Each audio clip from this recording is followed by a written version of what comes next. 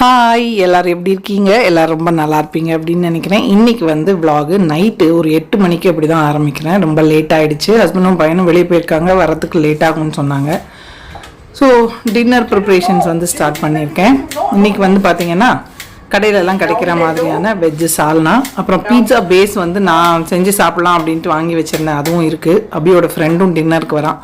So அதனால் இன்றைக்கி அவங்களுக்கு டின்னர் செய்ய போகிறேன். ஹஸ்பண்ட் ஏதோ கோயில் போனாராம், வெளியிலே சாப்பிட்டுட்டேன், எனக்கு டின்னர் வேண்டான்னு சொல்லிட்டாரு. ஸோ எங்கள் 3 பேருக்கு மட்டும்தான் டின்னர் ப்ரிப்ரேஷன். காயெல்லாம் கட் பண்ணிகிட்ருக்கேன். இந்த சாப்பிங் போர்டு வந்து இப்போ புதுசாக வாங்கினேன் நான். அந்த கவுண்டர் டாப்லேயே வைக்கிற மாதிரி இருக்கு இல்லையா, ஸ்டெயின்லெஸ் ஸ்டீலில் அந்த இது. ஸோ சிட்டு காய் வெட்டிகிட்டு இருக்கிறத பார்த்து கேட்டானுங்களா, ஆளுக்கு கொஞ்சம் கேரட் கொடுத்தேன். ஸோ டெலிவரி போட்டிருந்தேன், இன்ஸ்டன்ட் பரோட்டாவும் ஐஸ்கிரீமும். ஸோ அதுதான் வந்திருக்கு. அங்கேயும் நின்று யாராவது வந்தால் குதிப்பானுங்க. கையில் கேரட் எடுத்துகிட்டு போயிருந்தேன், ஆளுக்கு கொஞ்சம் கொடுத்துட்டு வாங்கிட்டு வந்துடுறேன். மணி பாருங்கள் 8 மணி ஆக போகுது. மாடர்ன் பரோட்டா தான் போட்டேன், அதான் நல்லாயிருக்கு. ஐடி இது வந்து இப்போ ரேட்டு காஸ்ட்லி ஆக்கிட்டாங்க, சைஸும் சின்னதாகிடுச்சு. இது வந்து அதில் பாதி ரேட்டு தான், பட் நல்லா தான் இருக்குது. ஸோ இப்போது இந்த சால்னாக்கு பார்த்தீங்கன்னா ஒரு 1/2 கப்பு அளவுக்கு துருவின தேங்காய் தேவைப்படும். நான் ஒரு 4-5 சில்லு தேங்காய் வந்து கட் பண்ணி எடுத்துக்கிறேன் மிக்ஸி ஜாரில். இது கூட பார்த்திங்கன்னா ஒரு ஏலக்காய், முந்திரி பருப்பு 6-7, ஒரு 1/4 கப் அளவுக்கு வறுக்காத நிலக்கடலை, பச்சை நிலக்கடலை, 1 டீஸ்பூன் அளவுக்கு சோம்பு சேர்த்துக்கிறேன். கொஞ்சமாக மிளகு ஒரு 7-8, பாக்கி பட்டை, கல்பாசி, கிராம்பு அதெல்லாம் கொஞ்சம் கொஞ்சம் சேர்த்துருக்கேன், ரொம்ப வேண்டாம். ஸோ அதை வந்து தண்ணி சேர்த்துட்டு நல்லா பேஸ்ட்டாக அரைச்சி எடுத்துக்கலாம். ப்ரெஷர் பேனில் தான் செய்ய போகிறேன். 3 டேபிள் ஸ்பூன் அளவுக்கு எண்ணெய் சேர்த்துருக்கேன். எண்ணெய் சூடாகட்டும். அதுக்குள்ளே கொஞ்சம் மஷ்ரூமும் கட் பண்ணி எடுத்துக்கிறேன். ஒரே ஒரு பிரிஞ்சி இலை, அதுலேயே ஒரு 1/2 டீஸ்பூன் அளவுக்கு கரம் மசாலா எண்ணெயிலே சேர்த்துக்கிறேன். நல்ல ஃப்ளேவராக இருக்கும் லாஸ்ட்டாக சேர்க்குறத விட. ஸோ இதில் இப்போது ஒரு பல்லாரி வெங்காயம் நீளமாக கட் பண்ணி சேர்த்துருக்கேன். இதையுமே கூட கொஞ்சம் கண்ணாடி பதம் ஆற அளவுக்கு வதக்கிடலாம். அதுக்கப்புறம் பார்த்திங்கன்னா ஒரு கொத்து கருவேப்பிலை, கொஞ்சமாக புதினா இலை சேர்த்துருக்கேன். ஸோ வெங்காயம் கொஞ்சம் வதங்கினதுக்கப்புறமா 1 டீஸ்பூன் அளவுக்கு ஜிஞ்சர் கார்லிக் பேஸ்ட் சேர்த்து அதுவுமே கூட பச்சை மணம் போகிற அளவுக்கு வதக்கிடலாம். இது கூட தக்காளி, ஒரு தக்காளி கொஞ்சமாக சேர்த்தா போதும். இப்போது இதுக்கு தேவையான அளவுக்கு உப்பு சேர்த்துட்டு வதக்கி விட்டுடலாம். தக்காளி வந்து நல்லா குழஞ்சி வேகணும்னு இல்லை, ஓரளவுக்கு வதங்கினா போதும். இது கூட இப்போது மஞ்சத்தூள், காரத்துக்கு தேவையான மிளகாத்தூள் நான் கொஞ்சம் கம்மியாக தான் சேர்த்துக்கிறேன், உங்களுக்கு ஜாஸ்தி தேவைன்னா சேர்த்துக்கலாம். 2 டீஸ்பூன் அளவுக்கு மல்லித்தூள் சேர்த்துருக்கேன். இதுவுமே கூட 1 நிமிஷம் வதக்கி கொடுத்துடலாம். அடுப்பு வந்து சிம்மில் வச்சுருக்கேன். ஸோ இது வதங்கினதுக்கப்புறமா கட் பண்ணி வச்சுருந்த கேரட், 2 உருளைக்கிழங்கு, ஒரு 4-5 மஷ்ரூம், பச்சை பட்டாணியும் இது கூட சேர்த்துக்க போகிறேன். உங்களுக்கு காலிஃப்ளவர் அந்த மாதிரி வேறு எதாவது காய் பிடிச்சிருந்ததுன்னா நீங்கள் அது கூட சேர்த்துக்கலாம். பட்டர் பீன்ஸ் அந்த மாதிரி, இல்லைனா சோயா சங்க்ஸ் கூட கொஞ்சமாக சேர்த்து இது பண்ணிக்கலாம். ஸோ ஒரு 1/2 கப் அளவுக்கு ஃப்ரோசன் பீஸும் சேர்த்துக்கிறேன்.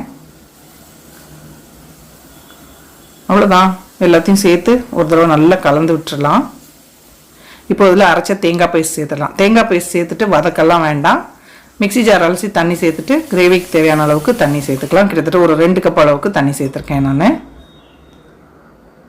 ஸோ நல்லா மிக்ஸ் பண்ணிவிட்டு மூடி போட்டு ஒரு 2 விசில் விட்டு எடுத்துட்டோம் அப்படின்னா கமன்னு நமக்கு ஹோட்டல்லலாம் கிடைக்கும் பார்த்திங்களா, அதே மாதிரியான டெக்ஸ்சரில், அதே மாதிரியான டேஸ்ட்டில், அதை விட நல்லாவே இருக்குன்னு வச்சுக்கோங்களேன். Veg kurma ready. ஸோ இப்போ சின்ன பர்னருக்கு மாற்றிட்டு வெயிட் போட்டு விட்டுற போகிறேன். அவ்வளோதான், கொஞ்சம் நேரம் டைம் பாஸ் பண்ணேன்னா ஒரு 2 விசில் வந்ததும் ஆஃப் பண்ணி விட்டுறணும். பாருங்கள், டெட் அங்கே தூங்குறான், சிட் வந்து இங்கே உட்காந்து வெயிட் பண்ணிகிட்ருக்கான் யாராவது வராங்களான்னு. அது சின்ன பர்னர் அப்படிங்கிறனால ரொம்பலாம் ஃப்ளேம் இருக்காது, ஒரு மீடியம் ஃப்ளேமில் தான் எரியும். 2 விசில் வந்ததும் ஆஃப் பண்ணிடலாம். இப்போ வந்து ஓடிஜியை ப்ரீஹீட் பண்ணுறதுக்கு வச்சுட்டு அந்த பீட்சாவுக்கு ரெடி பண்ணிக்கலாம். ஏற்கனவே அதுக்குமே கூட தேவையான வேறு ஒன்றும் காய் சேர்க்க போகிறதில்ல இன்றைக்கி. வெறும் கேப்சிகம், வெங்காயம், தக்காளி இதுதான் வந்து டாப்பிங் பண்ண போகிறேன். இந்த இது கிடச்சது பிளிங்கிட்டில். ஸோ சின்னது தான். அபி வரதுக்கு முன்னாடியே நான் செஞ்சு சாப்பிட்லாம் அப்படின்னு, அதனால் 1 போதும்னு 1 பேக்கெட் தான் வாங்கியிருந்தேன். 4 ஸ்கொயர் ஷேப்பில் இருக்குது பாருங்கள். இந்த சாஸுமே கூட முக்கால்வாசி வீட்டில் பண்ணுவேன் முதல்லலாம். சரி இப்போ இத்தினோண்டு செய்யறதுக்கு என்னத்துக்கு இதுக்கு வீட்டில் அப்படின்ட்டு வெளியில் அதுவுமே கூட பிளிங்கிட்லேயே வாங்கிட்டேன். ஸோ எல்லாத்துலேயும் இந்த பீட்சா சாஸ் வந்து அப்ளை பண்ணிக்கலாம். நிறைய பிராண்டில் கிடைக்குது இல்லையா, நம்ம வீட்டில் பண்ணால் நல்லா தான் இருக்கும். 4 பீஸ்க்காக என்னத்துக்கு தனியாக வீட்டில் செஞ்சுட்டு அப்படின்னு ரொம்ப நாள் ஆச்சு பீட்சா சாப்பிட்டு. ஸோ அதனால் எப்போயாவது சாப்பிட்லாம், 4-5 மாதத்துக்கு ஒரு தடவை. ஸோ ஸ்ப்ரெட்டட் மோசரல்லா சீஸே வாங்கியிருந்தேன், அதை தான் எல்லாத்துக்கு மேலேயும் ஸ்ப்ரெட் பண்ணி விட்டுக்கிறேன்.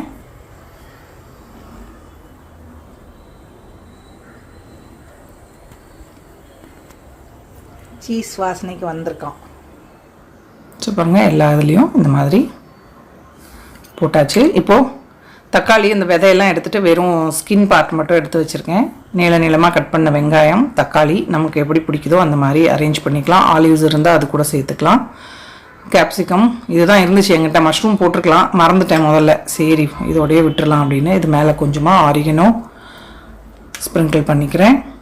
திருப்பியும் அதுக்கு மேலே நல்லா நிறையவே சீஸ் வந்து போட்டுக்கலாம்.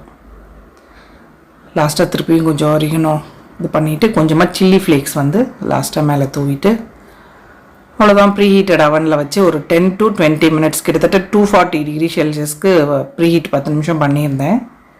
2 ராடுமே ஆனில் வச்சுருக்கேன். அகாரோ இது தான் அபி வாங்கி கொடுத்தான். அமேசானில் வேலை பார்த்தப்போ அவனுக்கு ஏதோ இது கொடுத்துருந்தாங்க கூப்பன், அதை வச்சு வாங்கி கொடுத்தான். ஸோ பீட்சா இதாகிட்டு வர டைமில் நான் உட்காந்து சிஐடி பார்த்துட்ருக்கேன். எனக்கு ரொம்ப பிடிக்கும், ரொம்ப வருஷமாக வரும். இப்போ புது சீசன் வந்துட்டுருக்கு. ஸோ அதனால் கொஞ்சம் மொக்கையாக இருக்க மாதிரி இருக்கும்னு சொல்லுவாங்க பசங்கள்லாம். பட் எனக்கு என்னவோ அது ரொம்ப பிடிக்கும். கிட்டத்தட்ட எத்தனை வருஷமாக 10-13 வருஷத்துக்கு மேலே சிஐடி பார்த்துட்ருக்கேன். ஸோ அதுக்குள்ளே அங்கே பார்த்துட்டு இருந்த டைமில் இங்கே நமக்கு ஒரு 12 மினிட்ஸில் பீட்சா ரெடி ஆகிடுச்சு. பாருங்கள், பேஸ் எல்லாம் நம்ம வீட்டில் ரெடி பண்ணால் இன்னுமே சூப்பராக வரும். முதல்லலாம் செய்வேன், இப்போ பேக் பண்ணியே வருஷக்கணக்காது. டேஸ்ட் பண்ணி பார்க்கலாம். ஓகே, பீட்சா சாப்பிட்ற ஆசைக்கு ஓகேயாக தான் இருந்துச்சு. ஸோ இப்போது ஸ்டீமெல்லாம் போய் நல்லா ஆறிடுச்சு. நம்ம சால்னா திறந்து பார்க்கலாம். பாருங்கள், சூப்பராக வந்திருக்கு. டெக்ஸ்சர் பார்த்தீங்கனாலே தெரியும் உங்களுக்கு. நிலக்கடலாம் அந்த பச்சையாகவே போட்டால் தான் இந்த டெக்ஸ்சர் வரும். ஸோ கிட்டத்தட்ட 10 மணி ஆக போது. எனக்கு செம்ம பசி. காலையில் வச்ச 4 இட்லி இருந்தது, அதனால சுட சுட குருமாவோட நான் இட்லி சாப்பிட போகிறேன். ட்ரை பண்ணலாமா? புரோட்டாவும் வாங்கியிருக்கேன். எனக்கு வந்து காலையில் வச்ச இட்லி. அபி இருக்கான், அவனுக்கு புரோட்டா பிடிக்கும்.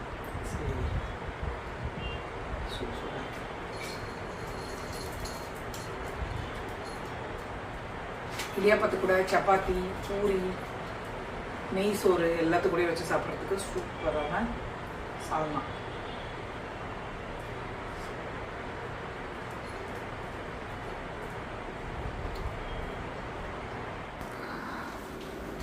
அபி அவங்க ஃப்ரெண்டு எல்லாம் இவரும் வெளியே போயிருந்தாங்கன்னு சொன்னேன் இல்லையா. கிட்டத்தட்ட 11 மணிக்கு தான் வந்திருக்காங்க. ஸோ அவங்களுக்கு வந்து அபிக்கும் ஃப்ரெண்டுக்கும் பரோட்டா சூடு பண்ணி கொடுத்துட்டேன் அப்படின்னா வேலை முடிஞ்சது. ஐஸ்கிரீமுமே கூட வாங்கியிருந்தேன், ராஜ்போக் ஃப்ளேவர், நல்லா இருந்தது. சாப்பிட்டுட்டு எல்லோரும் ஐஸ்கிரீம் சாப்பிட்டோம். பாருங்கள், இது நல்லாயிருக்கு. இந்த மாடர்ன் பரோட்டா வந்து இப்போதைக்கு முதல்ல வந்து ஐடி வந்த புதுசில் நல்லா இருந்தது. இப்போ சைஸும் கம்மி பண்ணி ரேட்டு டபுள் கிட்டத்தட்ட ஆக்கிட்டாங்க, 100 ரூபாய்க்கு மேலே. இது வந்து 65 ருபீஸும் என்ன தான், அதே 5 பீஸ் தான். நல்லாயிருக்கும். இது வந்து அபியோட ஸ்கூல் ஃப்ரெண்டு, அசாமி பையன், ரொம்ப வருஷமாக இங்கே தான் இருக்கான். நல்லா சூப்பராக தமிழ்லாம் பேசுவான். ஸோ அவங்க 2 பேரும் சாப்பிட்டுட்டு இருக்காங்க. ஹோப் இன்றைக்கி வீடியோ உங்கள் எல்லாருக்கும் பிடிச்சிருக்கும் அப்படின்னு நினைக்கிறேன். பிடிச்சிருந்ததுன்னா லைக் பண்ணுங்கள், ஷேர் பண்ணுங்கள், மறக்காமல் நம்ம சேனலுக்கு சப்ஸ்கிரைப் பண்ணிக்கோங்க. இவ்வளோ நேரம் இந்த வீடியோ பார்த்தவங்க எல்லாருக்கும் என்னுடைய நன்றி, வணக்கம். Love you all.